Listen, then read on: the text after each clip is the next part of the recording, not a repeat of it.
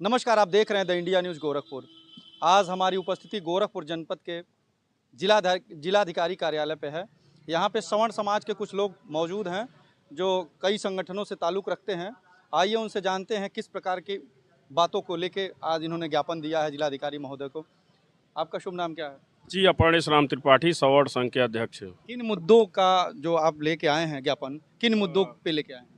अभी अभी 2 से 4 दिन हुआ यूजीसी नई गाइडलाइन आई है भारत सरकार के गज़ट में, जिसमें कुछ लाइन को लेकर के हमें बहुत ही आश्चर्य और दुखी हुए हैं हम लोग।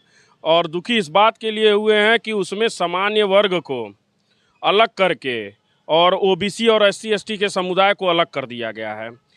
एक तरफ तो भारत सरकार ये नारा देती है बटोगे तो कटोगे, दूसरे तरफ खुद ही बांट करके दो समुदाय में भारत और सनातन धर्म और हिंदू धर्म को खंड खंड कर रही है। इसमें सबसे बड़ा काला कानून ये लाया है कि उसमें सवर्ण बच्चों और सामान्य बच्चों की निगरानी रखी जाएगी। और निगरानी किस बात की रखी जाएगी कि ओबीसी और एससी एसटी समुदाय के साथ कोई भेदभाव तो नहीं हो रहा है। पहले भी जिस तरह से आप लोग आरक्षण और एससी एसटी एक्ट के खिलाफ तमाम लड़ाइयाँ लड़ते रहते हैं अपने समाज के लिए, तो क्या उसी तरह का मिलता जुलता कानून ये भी है छात्रों के लिए? बिल्कुल, अभी तक तो सामाजिक मुद्दा था, अब ये विद्यार्थी जीवन में घुस रहा है, यूनिवर्सिटी कॉलेज में घुस रहा है। कुछ दिन बाद आप जैसा कि हम हर जगह एक बात को बताते रहते हैं कि आप न्यूज़ चैनल में देखते होंगे कि खुलेआम मंचों से ब्राह्मण भारत छोड़ो। अभी तो आईएएस संतोष वर्मा ने ब्राह्मण की बेटी की भी मांग कर दी थी। तो क्या विद्यार्थी जीवन में ये लोग हम लोगों को बख्श देंगे, ये हम लोगों को छोड़ देंगे? राजनीति में आपके समाज का तो बड़ा ही बढ़ चढ़ के हिस्सा है। सांसद विधायक भी हैं, मंत्री भी हैं आपके समाज से। क्या उन लोगों को, अपने समाज के बच्चों का, छात्रों का इस कानून पे उनकी कोई क्रिया प्रतिक्रिया नहीं आई? जी नहीं, वो केवल अपने परिवार के भरण पोषण में लगे हुए हैं, अपने बच्चों के भरण पोषण में लगे हुए हैं। उनको समुदाय से कोई मतलब नहीं है। वो कहने नाम मात्र के हमारे सामान्य वर्ग के विधायक हैं। क्या आपको लगता है कि इस ज्ञापन से सरकार के कानों तक, जो नियम बनाने वाले लोग हैं, उनके कानों तक ये आपकी बातें पहुंच सकती हैं? यह एक लोकतांत्रिक प्रक्रिया है जिसके अंतर्गत हमने आज डीएम साहब को ज्ञापन दिया है ताकि राष्ट्रपति महोदय तक हमारी बात सुनी जाए।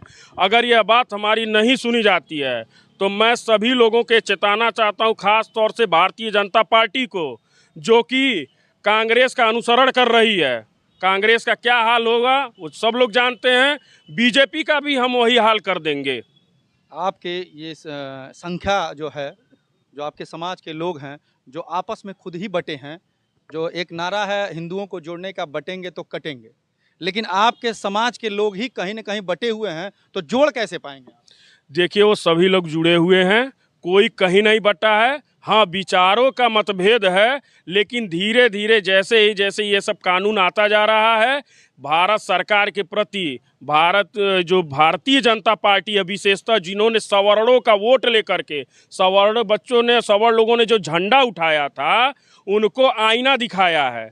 और यह आईना देख जाएंगे तो सभी सामान्य वर्ग के लोग एकजुट होने का कार्य शुरू कर चुके हैं, जो कि भारतीय जनता पार्टी के लिए बहुत ही खतरनाक विषय है। देखिए, भारतीय जनता पार्टी के ये लोग कोर वोटर हैं, जो कहा जाता है कि आज के समय में ब्राह्मण, क्षत्रिय, बनिया वर्ग ये कोर वोटर माने गए हैं, लेकिन आज इनके साथ कहीं न कहीं भेदभाव हो रहा है। इनकी बातों से ये महसूस हो रहा है कि भेदभाव हो रहा है। यहाँ पे मौजूद हैं अखिल भारतीय ब्राह्मण महासभा के रा के मंडल अध्यक्ष जी हैं संजय दुबे जी। आइए इनसे जानते हैं कि इनकी क्या प्रतिक्रिया है इस नए कानून पे। जी बताइए। इस यूजीसी कानून जो बनाया गया छात्रों के लिए, इस पे क्या प्रतिक्रिया आपकी है? ये काला कानून है। जिस तरह से सवर्ण समाज के लिए एससी एसटी एक्ट और आरक्षण जो है ये काला कानून है, उसी तरह से आज विद्यालयों में भी विद्यार्थियों के लिए भी एक काला कानून है।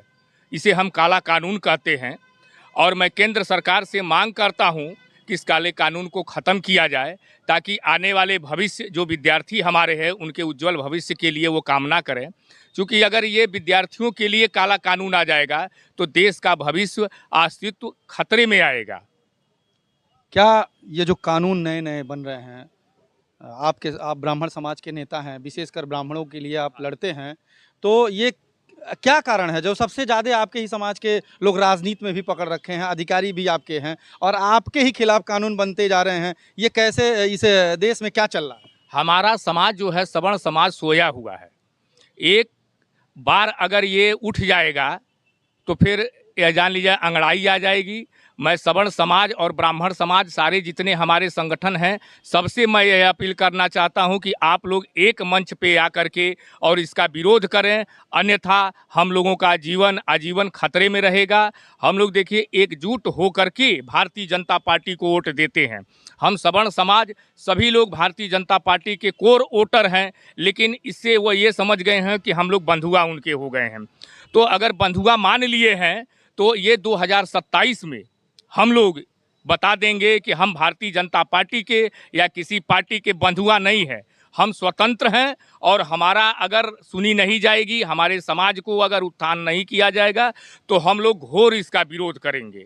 देखिए, ये थे ब्राह्मण समाज के नेता और यहाँ पे उपस्थित हैं काफ़ी दिनों तक अपने सवर्ण आर्मी में काम किए हुए, पूर्वांचल की राजनीति और प्रदेश की राजनीति अपने समाज को लेके काफ़ी दिनों से लड़ रहे थे। प्रभात दुबे जी हैं, इनसे जानते हैं कि ये जो यूजीसी कानून बनाया गया है, क्या आपकी जो संख्या बता रही है, इस संख्या से क्या आवाज़ देंगे, मैसेज क्या देंगे? जैसे ये संख्या मत देखिए हमारी, क्योंकि अब जो है हमको साथ मिल गया है छात्रों का। इन्होंने हमारे बच्चों के भविष्य के साथ खिलवाड़ किया है।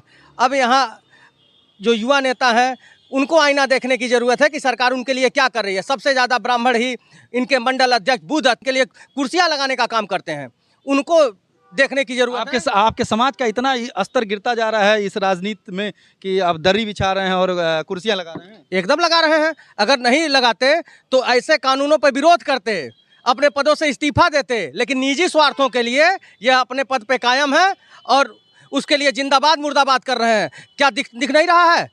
अब इससे बड़ा कानून कौन सा आएगा कि छात्र हम एक साथ मिलते जुलते थे, खाते पीते थे, बैठते थे, किसी को अगर हम मानिए कुछ कह ही दिए तो वहाँ इस तरह का जो है मजाक ही कर दिए, तो यहाँ इस तरह का कानून ला करके हमारे ऊपर कार्रवाई किया जाएगा, हमारे बच्चों के भविष्य के साथ खिलवाड़ किया जाता है। ये खिलवाड़ नेताओं के बच्चों के साथ भी होना चाहिए, लेकिन इनके बच्चे विदेश जाएंगे, हमारे बच्चे जो है 40 नंबर -40 नंबर वालों के साथ पढ़ेंगे। कुछ लोग आपके ही समाज के कहते हैं कि आप लोग खाली बैठे हैं, कोई काम नहीं है, हमारे बच्चे विदेश पढ़ रहे हैं, ये बच्चों को पढ़ाना ही नहीं जानते, ये विवाद करते हैं, इनको SC ST से डर है, इनको UGC से डर है, इसको काला कानून मानते हैं। देखिए, अगर आग हमारे घर में लगी है तो पड़ोसी के घर में भी आग लगेगी। ऐसा नहीं है कि अगर हमारे आग लगी हमारे घर में आग तो अगर नहीं बुझाएंगे तो लपट उनके घर तक नहीं जाएगी। वो हमारे लोग हैं, अगर जो कानून हमारे लिए बनेगा वो उनके लिए भी है। क्या इस बार की राजनीति में, पिछली बार तो आप लोगों ने नोटा का एक मुहिम छेड़ा था पूरे प्रदेश में कि नोटा को वोट किया जाए, क्या इस बार लगता है कि आप लोग राजनीति में कुछ बदलाव करेंगे?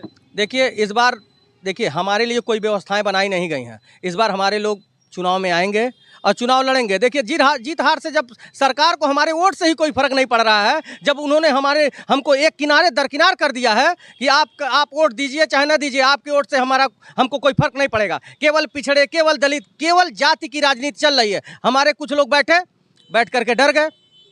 देखिए, ये सवर्ण समाज के लोग थे, ब्राह्मण समाज, सवर्ण समाज में सभी सवर्ण जातियाँ हैं जिनके नाम से ज्ञापन दिया गया जिलाधिकारी महोदय गोरखपुर को। इनकी पीड़ा जिस तरीके से है, कहीं न कहीं सरकार के ऊपर इसका समस्या हो सकता है, सरकार के ऊपर भी, क्योंकि इनका कहीं न कहीं राजनीति में बढ़ चढ़ के हिस्सा रहता है। द इंडिया न्यूज़ से पंचानन पांडे अपने सहयोगी के साथ।